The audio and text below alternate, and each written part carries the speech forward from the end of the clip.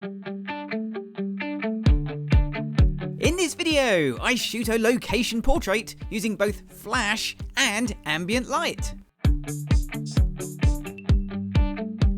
Hello, I'm Gavin Hoey and you're watching Adorama TV, brought to you by Adorama, the camera store that has everything for us photographers. Today I'm at the Gatwick Aviation Museum for a shoot where I'm going to challenge ambient light against my flash to see what can produce the best, most creative pictures. Now I can't do this on my own, so today I've been joined by Roger.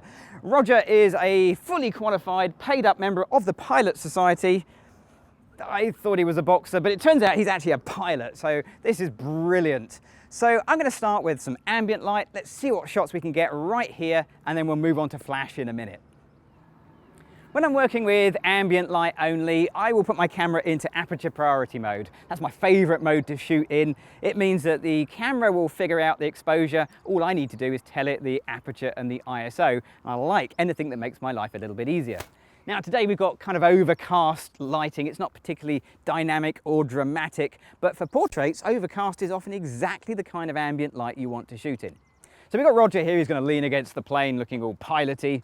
That's good. I'm going to shoot a couple of different apertures because of course with ambient, I can mix my apertures up really easily without having to worry about exposure. What I see on my camera is exactly what I'm going to get. And that's one of the delights of working with ambient.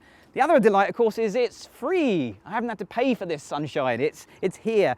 Obviously, with ambient, the downside, I can't do this in the middle of the night. We would need extra lights. So ambient has its pluses and minuses. Let's take some shots, see how they look. Okay, Roger, that's great.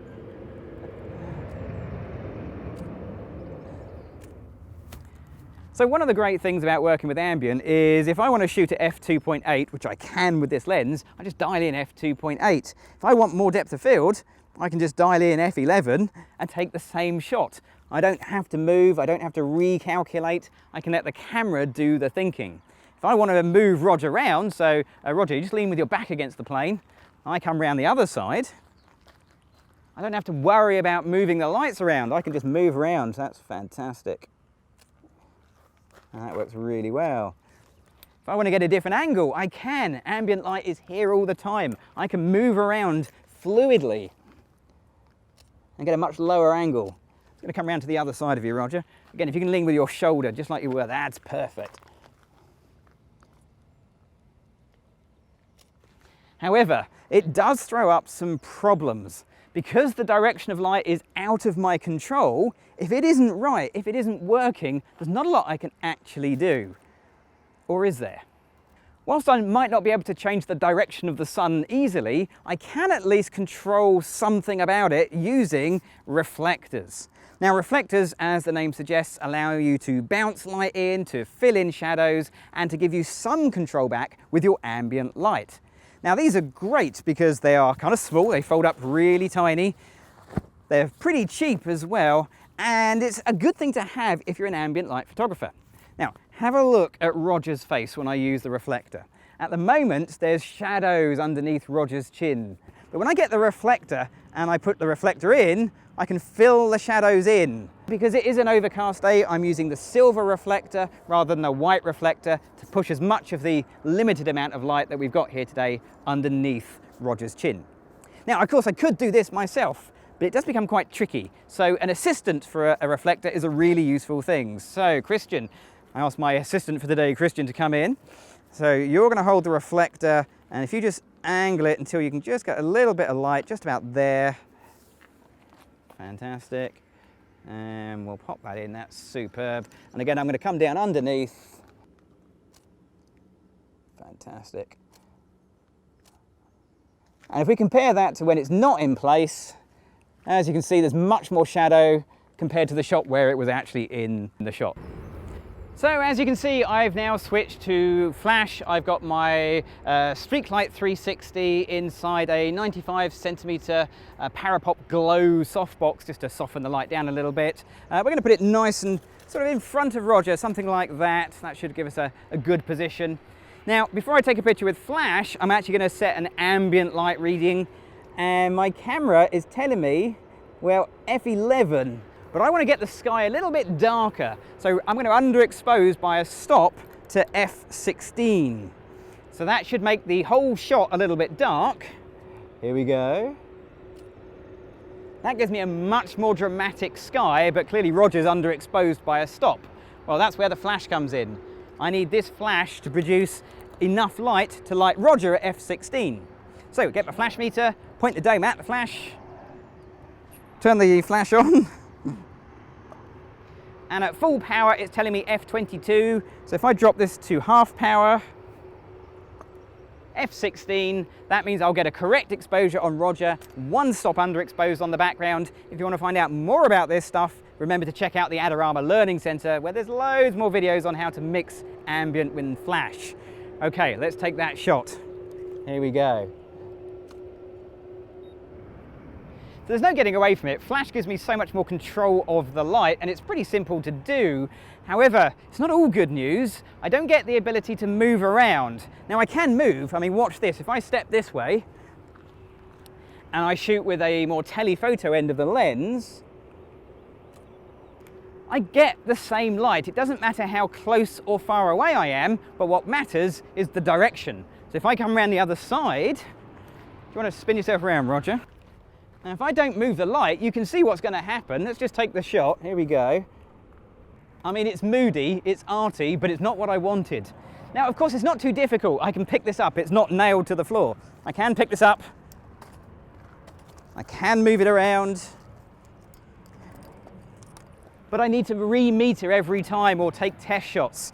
So flash, well, it works, but it's a slower process. Let's take the shot.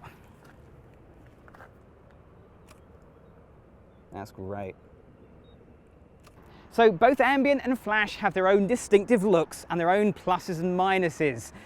Let's do a shoot around the Aviation Museum using both flash and ambient and see what great pictures we get, and then we'll compare at the end. Okay, are you ready? Let's go.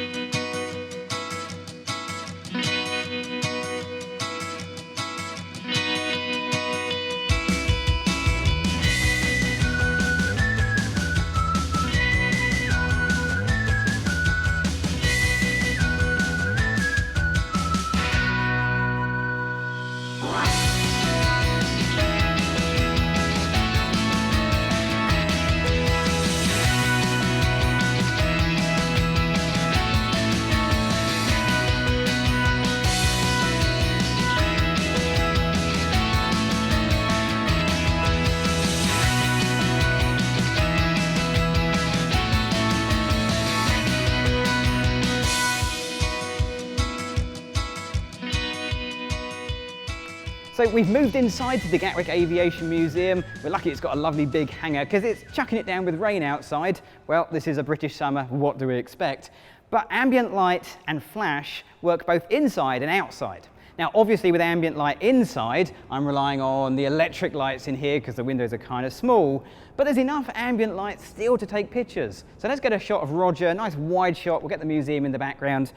Okay, Roger, we'll just take a nice little wide shot. And it looks fine. It looks exactly how it looks to my eyes and through the viewfinder. And that's not really a surprise because that's what you get. Ambient light, what you see is what you get. I'll be honest, it's perhaps not the most exciting of lights. That's where flash comes in. Now that looks completely different to my viewfinder. And that's what I like. I like the fact that flash gives me a whole new look to this shot.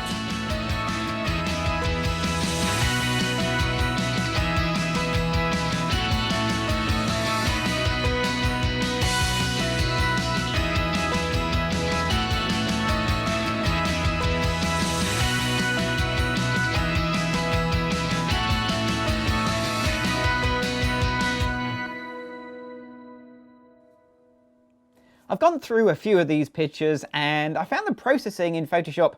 I've actually done pretty much the same thing with both the flash shots and the ambient only light shots. So let's have a little look. Now this is a picture lit by flash. I liked those, I think, a bit more. The contrast, the mood, I think that really works for this day.